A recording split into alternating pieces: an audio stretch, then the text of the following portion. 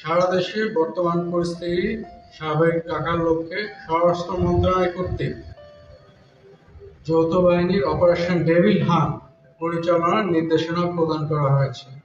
এরই ধারাবাহিকতায় গোপন সংবাদের ভিত্তিতে আজ 11 ফেব্রুয়ারি 2025 তারিখ মঙ্গলবার রাত 1টা হতে সকাল 6টা পর্যন্ত বাংলাদেশ কোস্টগার্ড পশ্চিম জোন অধীনস্থ বিসিজি বেস মংলা নৌবাহিনী এবং পুলিশের সমন্বয়ে বাগেরহাট মংলা থানাধীন চাঁদপা ইউনিয়নের মালগাছি এলাকা এবং বুড়িডাঙ্গা ইউনিয়নের দিগরাজ বাজার সংলগ্ন এলাকায় যৌথ অভিযান পরিচালনা করা হয়।